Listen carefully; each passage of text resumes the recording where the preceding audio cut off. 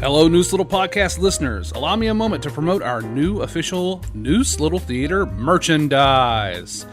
This can be bought at any show we have. And as you come see, you can go up to the merch table and ask the man or lady, and you can get your official NLT merch. Here's what we have. We have hats, toboggans, hoodies, t-shirts, long sleeve t-shirts, and we even have big and tall sizes. Just ask the person and they'll set you right up. We also have blankets, pins, key change, stickers, tumblers, frosted pint glass, coffee mug, aluminum water bottle, backpack, and tote bags, etc. We have it all. Be sure to check out our special anniversary merchandise, including our t-shirt featuring all the shows of our historic 50th season. Thank you, and thanks for listening.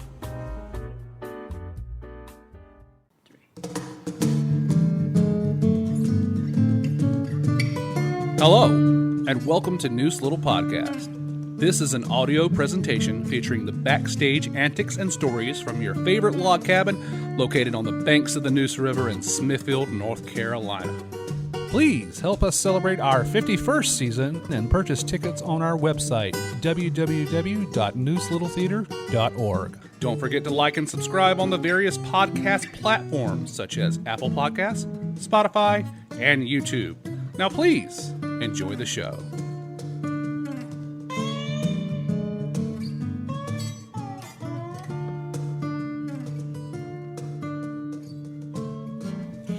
Hi, welcome to Noose Little Podcast. I'm your guest host, Kaitlyn Tarley. Don't worry though, Matt is still here, but he's directing our upcoming show Doubt, so I will be your MC today so that we can ask Matt some questions for a change. Before we get started, a little housekeeping. The show dates for our upcoming show of Doubt will be on April 10th and 11th at 8 p.m., April 12th, that's Sunday at 3 p.m., and then again April 17th and 18th at 8 p.m. For tickets, you can go to nooselittletheater.org. Auditions for the next show, The Odd Couple by Neil Simon, will be on Monday, April 13th, and Tuesday, April 14th at 7 p.m. here at the Hut. All right. I'm excited. I know deep down Matt is excited, so let's jump right into it. Matt, if you can, let's start. I'll give you something easy. You can give us a synopsis of the play and just let us know what audiences can expect coming to see it. First of all, I'm so angry right now. You got like a whole script and everything. Well, yeah, you put a lot of thought into this, Kaitlyn. Well, yeah. I don't want to embarrass myself. Wow. Wow, the things you can do if you prep. What? I'm showing the kind of person I am. That's okay. How many episodes we've done? We're coming up on 100 episodes, and this is going like a regular pod where 5 minutes in, Mita proves how stupid I am. But no, that's not what I meant. Okay. Yeah, show. Synopsis of Doubt. It is about, at its core, the real story is about a principal at St. Nicholas School in the Bronx, New York in 1964. This is a Catholic boys and girls school. It's before high school. That's relevant. And there's a new priest. He's been there probably since the start of the semester, so not very long, a couple of months. And Sister Aloysius feels that he has perhaps had an inappropriate relationship with a student, and the student is their first, Donald Muller, their first black kid in the school. So right away, this is a story that most people have heard of, I would say, in the zeitgeist, especially now in 2026. But this play came out in 2004, right when everything was breaking about the Catholic Church and stuff, and what's the word I'm looking for? Systematic abuse that occurred ever since its inception, really. But really, on a wider scale, the play is about doubt and coming to terms with that and trying to make the right decision when you don't have all the evidence in front of you. Mm-hmm. It's about moral dilemmas and just about the nature of doubt. Like, Sister Aloysius is sure, but she doesn't have any hard evidence. And Father Flynn is sure he's innocent, and now she has to worry about Sister Aloysius because of this, of her certainty that he's had an inappropriate relationship with a boy, has to work to preserve his reputation. And in the middle of all this is Sister James, who is a novice nun. She's hasn't been doing it long, and she's very naive, but she's intelligent. At the same time, she has a very narrow view of the world, but at the same time, she knows something doesn't quite add up about Donald and Father Flynn's relationship. So Sister Aloysius kind of, they become kind of like, I don't want to say partners in crime. Aloysius absconds with her basically and says, like, you're going to be my witness throughout this whole thing, and we're going to catch this guy. And Sister Aloysius is sure several times during the play he's finally been caught and this is it. And every single time, it's like sand through her hand. She grips tighter, and the mort falls out. And we have Mrs. Muller. She's in one scene, and it's a really powerful scene, played by Michelle Dawes. And I love that scene because as a parent, I'm not a parent, but I can imagine as a parent out there, you would have preconceived notions about how that scene is going to go.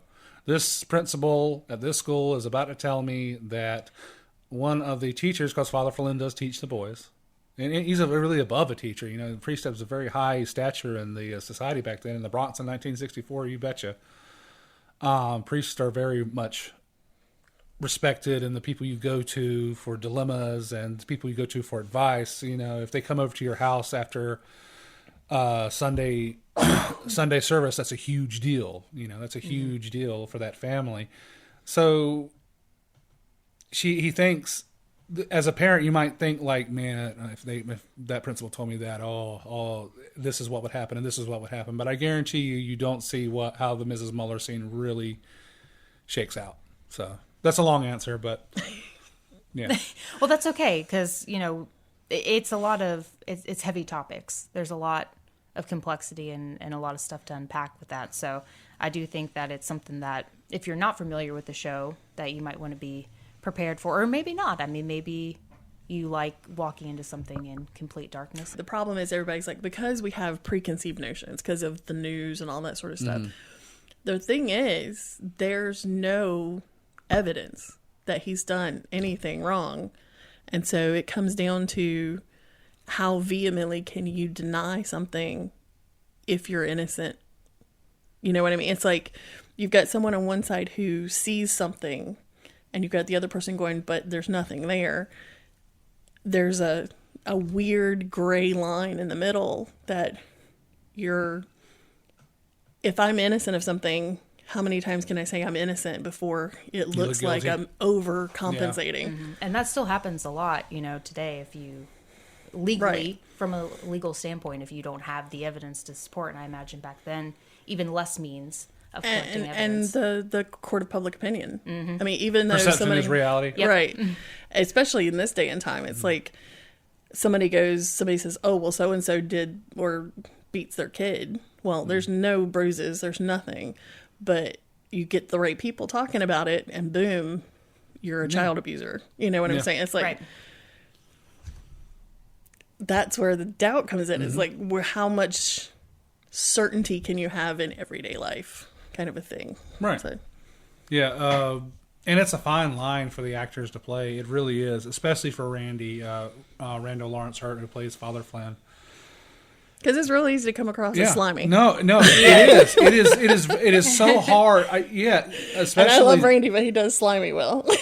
Especially now in the Epstein age, anything that Randy does as an actor that's off or something like that, or anything he does really that's not off, they'll be like, he did it. You know, so it's such a fine line to walk with him in this role, because I think the movie's great. I love the movie. R.I.P. Philip Seymour Hoffman. He went toe to toe with the greatest actor we have now, Meryl Streep. Mm-hmm. I love the movie a lot, but the movie does really lean towards the fact that it's hard for me to see that he's not guilty in the movie. Yeah. Just by editing choices the director makes, who also wrote the script and also wrote the play. John Patrick Shanley wrote and directed the movie as well.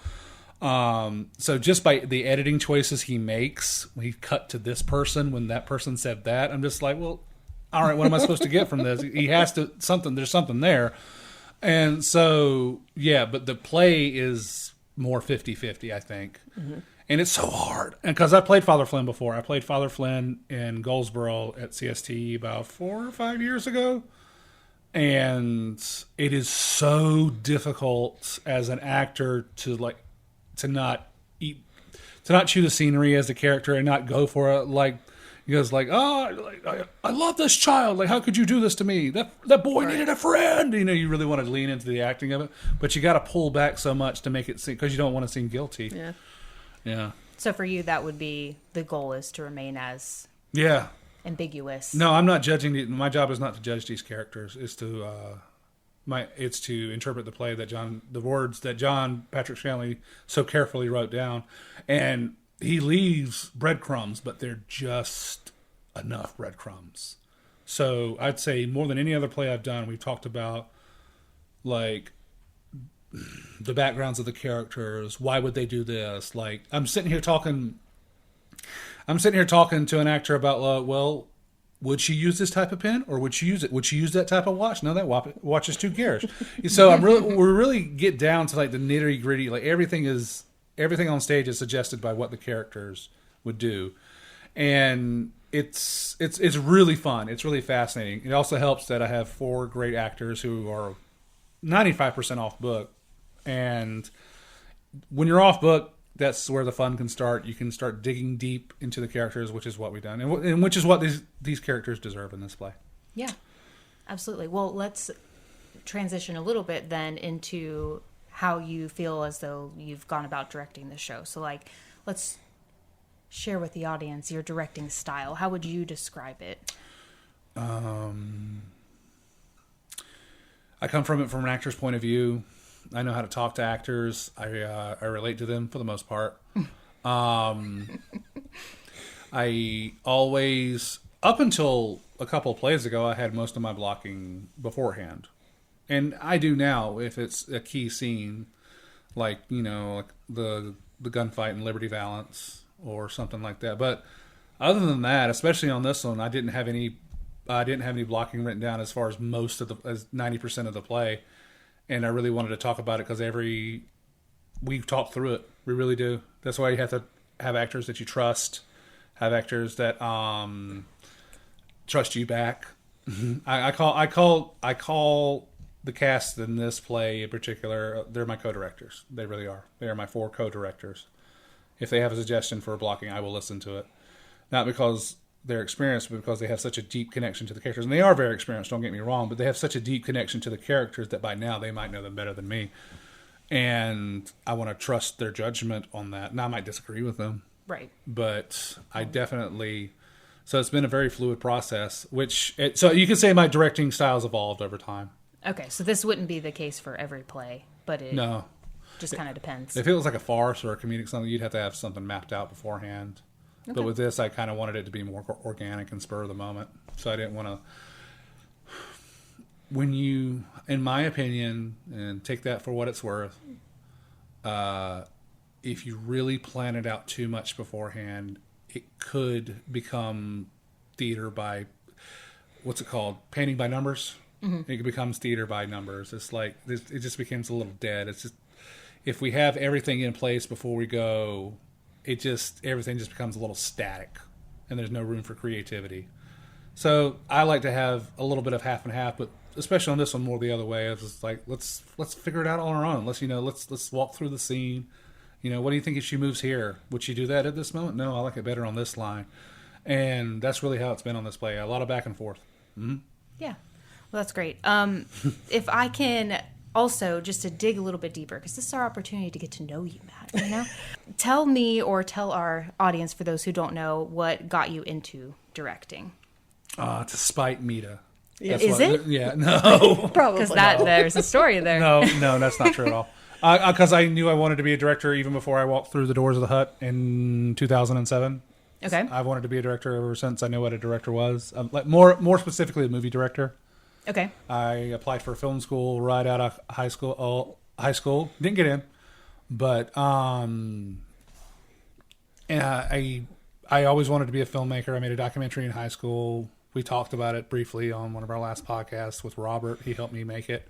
You can be found on YouTube. It is. It's on YouTube. Oh, okay, write that down, people. It's a little cringe documentary about my marching band years, but they still show it. Some people like because they still show it to the band at the start of every band camp for some reason. I mean, that seems like a cool, fun fact where you go to a new business and they're like, "Tell us a fun fact about yourself," like that. Yeah, I made a documentary. Yeah, they still use. But I didn't get into film school, but I did not soon after that come here and audition for a play. It was called Foxfire. I got a part as someone. It's about an old woman who lives on an Appalachian mountain, and her husband's dead, and speaks to her as a ghost. And this guy It sounds so weird. Yeah, when it he is. explains it. She lives on this mountain. She's getting too old to live on it by herself. And this guy, the salesman played by me, tries to come and get her to sell her land. And Mita was in it as well. It's about losing the land, like the culture of the Appalachian Mountains, because these big developments are coming in and buying up houses. But it's also those people who carry on the traditions of the area are dying off. Yeah. So progress comes whether you want it or not. And so Matt just happens to be the real estate guy. Yeah. Yeah. Prince Carpenter was his name. I cannot believe I remember that. My first show I directed was Little Murder, Never Hurt Anybody in 2013. Okay. That was here? Or? Yep. Okay. So we must have liked him enough to let him direct. So. He's still here. It was rocky in the beginning. It was rocky in the beginning with the Wait Until Dark days. But ever since past Wait Until Dark, I like to think I've contributed what I've... You learned a lot in those first few shows, I guess. Matt, why do we need all the blood? Can't see the blood. Why do you need the blood? Because it's a slasher movie on stage, Mita. You always need the blood, Mita. Come on. No. It taught me that I had a lot to learn.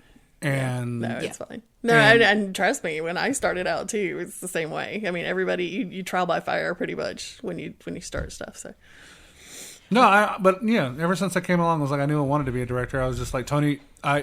Tony put me in a lot of his shows for whatever reason. Bless him. Tony Pender, who directs here, put me in like the first 3 or 4 shows. I was in The Miracle Worker, so I got a lot of exposure to Tony's directing style. Mm-hmm. And that I really connected with Tony's directed style a lot because he had a very, very natural way of talking to actors. And he also had like authority too. Like he would like, when he was serious, you knew it and you didn't cross him. Like if somebody else had a suggestion, he would kindly shut you down. Like, oh, I love you, but no, it's my job. So I always like the tact. Yeah. But I always had that in the back of my mind of his style and all that. But some people like to emulate his style. I like to think that he taught me a lot as a director, but then it allowed me to form my own style later. Right.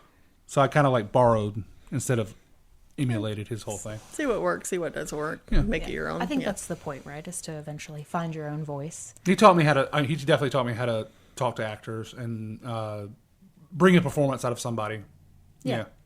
Okay, what about dream role? What is like the dream movie or show to direct? Direct? Mm-hmm. You know what? I'm glad you brought that up because I really have to thank NLT and really Mita because she's had to put up with a lot. No, and I'm sure NLT has allowed me to direct several shows that would be on my bucket list to direct. Okay. It really would be on my bucket list. Liberty Valance was a script I discovered it, and I said, we have to do this, and they totally let me do my own thing, and they always gave me creative control. If I had one piece of advice as a community theater director is never leave home without your creative control. You might be doing it for nothing, but do not sacrifice. You can sacrifice money if you must, but don't sacrifice your artistic integrity. Make it your own. Don't let somebody else be over your shoulder. Trying to do the whole thing because that means you're not a director. You're more of a referee and a cast herder. Right. But yeah, I'm very lucky the fact that I've directed several shows that I've always wanted to direct, and I've been in several shows that I've always wanted to be in. So I really can't complain when it comes to that. But if I had to choose something that I've really wanted to direct that I haven't, it's crazy because Misery maybe, because it's the first show I saw here at NLT, the Stephen King adaptation of Stephen King wrote the novel. But the first show I saw here in 2002, directed by Andrew Britt, was Misery, and that really blew my hair back. That made me want to come back and see shows here. And goes like, wow, this is Stephen King play, and they're doing really good. And so I guess I would want to one day do Misery, but I think it's happening somewhere nearby in the next couple of years. So I don't think that'll happen, but. I'm okay with it. You never know. No, I'm okay with it. I'm okay with that. Yeah, if that one gets away, that's fine. And maybe 20 years later I'll do it somewhere. But yeah. Okay. Well, it's one of many on your list then, so you got some potential options. But I'm taking a sabbatical soon, so a sabbatical that implies you get paid. No, this is my last show for a while. Okay. Yeah. I can say that with confidence. So, yeah, I'm more into. We're in a transition stage here at NLT, and I just want to be on the board and host the cannons and host the podcast, and I don't have any really aspirations on anything else because I don't really act as much anymore. Yeah, and so I'm just really excited about the new era of NLT that is coming up soon in the next couple of years. And when we get established in that era, then we'll see. I guess I would like to do Spam-A-Lot. I would like to do Spam-A-Lot. And also Urinetown. If I had to do a musical, it would be Urinetown. Urinetown would be great. Yeah. Me and Rob have talked about Urinetown before. It's really funny. But yeah. But I'm very lucky. I've gotten to direct a lot of shows I've wanted to direct. Yeah. Well, that's great. I mean, not everyone can say that. No. Well, that's why I love it at LT, because most theater companies don't take chances on small plays. Most theater companies in a small town are not going to do Doubt. They're going to do 2 musicals, a kids summer camp, and maybe a play you've heard of. Yeah. So that's what's really truly great about NLT is that they do really off the wall plays, and if it doesn't make a lot of money, that's okay. Yeah. We wanted to make money, of course, but they're not all going to be home runs. Yeah. Because a lot of these scripts that we choose, that there's one called I almost said it. I almost said the name. There's a play we were probably doing next season that no one's probably ever heard of. Yeah, that is not a household name, but it's a good script, and we want to take a chance on it. So. Yeah. Well, we've talked about it before, even on podcasts that I've been on, that a lot of actors like doing the lesser known shows because as an actor, it gives you the chance to exercise your own creative freedoms and right, because if you do Steel Magnolias, everybody has a preconceived notion of how it should go, and if you veer too far off of that, people get kind of upset. And so what is that? It's not even directing. And then I don't know. I think what we did was pretty great, but no, that's not what I meant. But, you're sort of. It almost feels like you're kind of pigeonholed towards one kind of way of doing it. Yeah. And everybody tries to sort of make it their own, but you can't go too far off the path without people getting a little unnerved by it, I guess. You can't, but with a lot of these musicals, you can't do like, I'm going to make Mean Girls my own. Like, no, you're going to do the version that that is true. Yeah. So these are very well established characters. Yeah. I mean, it depends on how much inner dialogue, I guess, you want to give characters to, how much subtext you want to put into things or whatever. But yeah, I mean, it's just there's certain shows that are so established in sort of the lexicon that it's sort of next time you go see it, even if you love it, 25th annual Putnam County Spelling Bee. Yeah. Every time I see it, it's pretty much the same show. Although I love it and I'll go see it a couple more times before I'm dead, it's the same show every time. So not that that's a horrible bad thing, but it is very, I mean, there's only so much change you can make before you make it not the show. To go back to Doubt, what has been your favorite part of this process in directing this show? Creating the characters with the actors, for sure. Okay, so this cast has shout out to the cast. I've had many great casts in many shows I've done. I can't But I feel like that's like legally you have to say that. No, I've been very lucky. I've never really had a huge problem with an actor. Not really. I can't think of a huge problem I've had. I've been annoyed with actors for sure, but... Oh, yeah. Well, since we're in a job interview and we did the strengths, then what has been the challenge, or has there been a challenge with this show? Finding a small Yankee pennant that I can put on a bulletin board. She has a bulletin board with kind of a school stuff, and it's in the Bronx, so I have to figure. And she listens to a hand radio, and she says she's doing listening to news radio. I was like, wouldn't it be funny if she's like listening to baseball games? And I'm like, if she's in the Bronx, she'd be a Yankees fan, so maybe have like a little Yankee pennant right up there.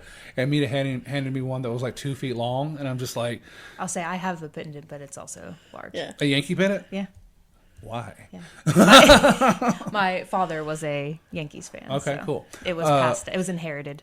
But he's not from New York, is he? How No. big is it? Yeah. No, huh? How big? Show me with your hands. I'll cut it out. It's like traditional. Yeah, it's too It's a big. proper Traditional pennant. pennant. No, But if I come he was across looking one- for like a mini pennant, which I did find one on Etsy, but they wanted like $40. It's like a vintage pennant. It's like, it's like half the size. But it's like they don't make little ones. You would think, that's they make interesting. Yeah, mini you would flags. think You think that they make a little mini pennant, but they don't. I'm trying to even think of like how we could make one. The real no, I'm just going to do away with it and not worry about it. No, the real answer to your question though is probably directing the sermons. They're not liturgical sermons, but they're monologues, guised as sermons. It's supposed to be authentic. Those were more challenging than I thought. I thought those would be layups, but no, those have been the harder aspects of the show. Okay, and how have you worked around that? What have y'all been? I haven't. I just hope it's going to work out. haven't? No, I'm just Okay. kidding. I'm just kidding. Rolling the dice. No, He beats Randy every night. Okay, yeah, maybe he can answer that. no. That's okay. I actually can tell you the real answer. Get it right. I reached out to a minister that I wanted to come and give Randy a few pointers because I just feel like I was failing Randy in a way. I'm just like, I don't have quite the words to get this what I'm looking for out. So I guess that's a failure of mine. But I reached out to a minister at the Episcopal Church, but I didn't hear back from her. But Larry, our assistant director, who's been a big help to me on this play, was once a minister.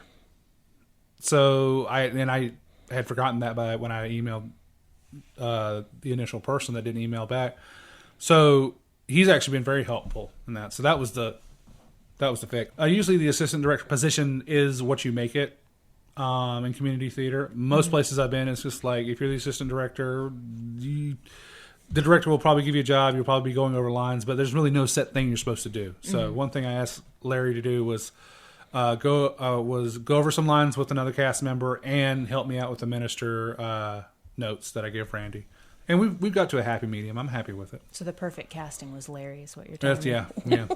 Larry's always perfect. I'll say, I mean, that's important too, is having the right resources and support system as well. Well, yeah, I'm not afraid to ask people for help, and I'm also not afraid to admit when I'm wrong. Like I'll give you an example. Scene 7 in the play was not working for me, and you don't have to know the scenes by heart, but it's a scene between Father Flynn and Sister James. Sister James is played by Madeline Snow. This is her second play here. And something about this whole thing, whenever they went through it, something was bugging me. And finally, on Thursday night, it hit me like a missile. And I'm just like, oh, God. And it's like, I totally messed this up here. I got to go back and fix this. And it's not too late to fix anything because we got like another 2 weeks. We got a week of rehearsal and tech week. So sometimes in the past, I guess this has happened to me, and I've definitely seen it happen with other directors where there's a mistake that might not be quite right, but maybe the ego gets in the way a little bit, and you turn your mistakes into themes, and you justify it in some way in your head. Mm-hmm. But this was one case that I've learned of like, no, I don't want to get to Wednesday night or Thursday night preview night and say, I wish I'd have changed X, Y, or Z. I'm going to change this right now. So I went up to the actors. I'm like, guys, I'm sorry. I've messed up this scene. I need to reblock it. And I did. And it flowed a lot better. And I don't know. I wasn't afraid to admit I made a mistake to the actors. Yeah, but also trusting your gut and as a director and as an actor, but being able to work. So it sounds like it was something fairly simple that could be. I don't want to get into the weeds of it, but it was where somebody sat. Okay. Somebody sits down, or Father Flynn sits down with Sister James, which he's not supposed to do because they're one-on-one. They're supposed to have a third party anyway. And him sitting right next to Sister James in that moment is making her very uncomfortable. So uncomfortable that I told her to grip her hands across the wood like that. Yeah. With her fingernails. And so she did that. And that was the key to unlocking what was wrong. Was when she did that, her next line is, "I've received a letter from my brother." I'm just like, oh, that's no. No, she wouldn't react that way. Oh, he's sitting next to me. By the way, I'm about to tell you something very personal.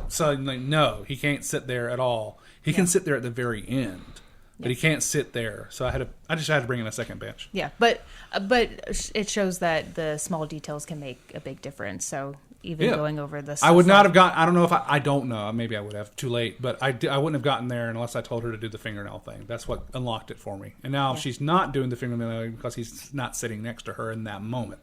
Butterfly effect. Mm-hmm. It's beautiful. And it helps then you have, a small cast because they're much more malleable. But also, when you have the right cast throwing something, hey, let's scrap this. Let's do something completely different. I can, and sometimes you can tell. You can see it's not working for them either. They can feel it, that it's not quite right. So you're like, okay, let's back up and punt just a little bit. See how we can change this. And it's nice when you have a good cast, and it's nice when it's a small show. Because if you were doing a big musical, it's a lot harder to turn the ship than you're in a dinghy, and so it's easier when you, so. Would you say you prefer that? What? The smaller shows? Yeah, for sure. I obviously, not everyone would say that, but I would think that I always prefer a small a lot of people would probably, and I know a lot of actors also like the ensemble roles where there's more of that. Well, I just got done doing Christmas Carol, which was a huge cast, probably the biggest cast I've ever worked with. And the one part I couldn't wait to get to Dallas, it's only going to be 4 people. Yeah. Just a lot, yeah. So it helps the logistics, too. Oh, yeah. Yeah, it helps, yeah. Not just the show, but... You don't have to worry about bios so much. You don't have to worry about getting the headshot so much. You don't have to worry. Everything is a little bit easier when it comes to, the housekeeping and stuff like that. Yeah, it's weird. I came in to do headshots. It's like boom, boom, boom. Oh, am I done? Are we done? Okay. What about for the audiences coming in? Is there anything that you think that they should know or be prepared for, or anything to expect? Lean into the ambiguity. Lean into it. It's supposed to be that way. It's okay. John Patrick Shanley intended the first act to be the first act. The second, it's really a long one act. You could be done without an intermission, but we are doing an intermission. So he intended the first act to be the play, and the second act for you to go home and discuss it, and decide for yourself. Mm-hmm. So if I had one thing to say to the audience, is it's okay. The ambiguity is meant to be there. This is not a mystery. This is not a mystery. It's not. We're not trying to figure out if he did or not. It truly, if I did my job right, it will be 50-50 ambiguous, and there will be people on both sides. Yeah. Well, and that's sometimes hard for people to sit with. So yeah. I mean, it just requires a little bit of conversation and thought. If you come with a husband and wife, the husband might think one thing, the wife might think another, and that's great. You've had a conversation. Your horizons have been broadened somewhat. I'll say that would be nice if it could bring about thought-provoking conversations that could be had. Right. I think that if everything goes as planned, there will be a huge discussion in the car home. Well, he did this and this. Well, she did this and this. And so it goes back and forth trying to piece the pieces together. But yeah, in the grand scheme of things, this is a slice. There is no beginning and no end really to it. Mm-hmm. It's just this piece. And you're supposed to go away going, I feel unsettled. Yeah. Because nothing's solved, kind of a thing. There's no not guilty verdict, and there's no guilty verdict.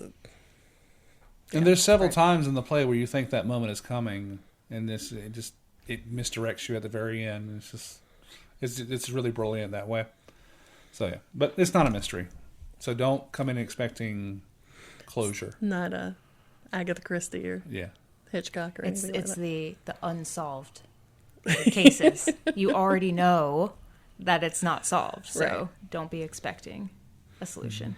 And that's a pretty good way to say it. It's like if you see something on the news that's like, oh, and this, and this happened, you don't really know the ending to the. I mean, you know, it's like I'm trying to think of how to word it, but it's like here's a story.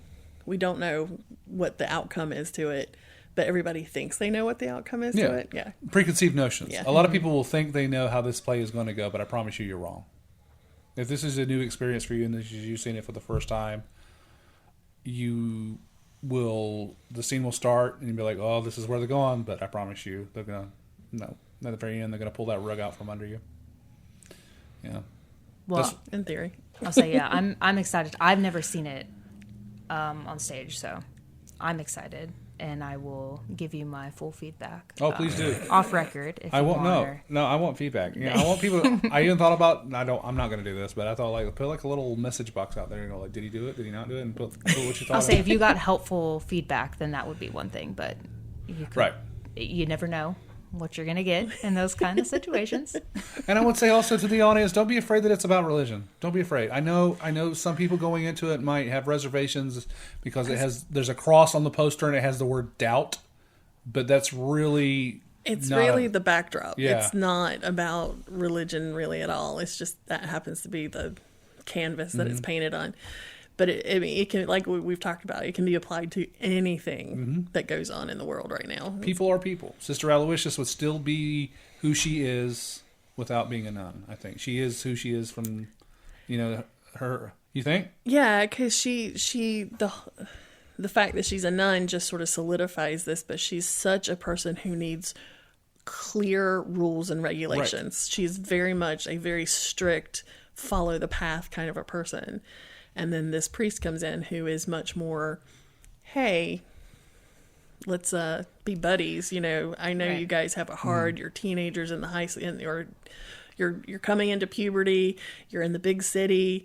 People are trying to drag you into doing stupid stuff. Talk to me. Different I just want to parenting be styles. your buddy. Yeah, exactly. You got an authoritarian and someone who wants to be open and communicative instead of just Nurturing. shoving them through the system, nurturing. Yeah. And so that's where that conflict comes in between the two of them, is he's not doing it the way she thinks it should be done. Well, do you think she likes the power then? I think she does. Yeah, she enjoys it. She's a woman in 1964. And I think she talks a lot about how the priests are here and she's down here. That I there's meant think to be a that's a division. problem to her. Yeah. She is considered lower on the totem pole. And so She has well, my favorite Sister Aloysius line is, it's my job to outshine the fox and his cleverness. And I'm just like, is it? I love that line. I'm just like, and I love how tenacious she is.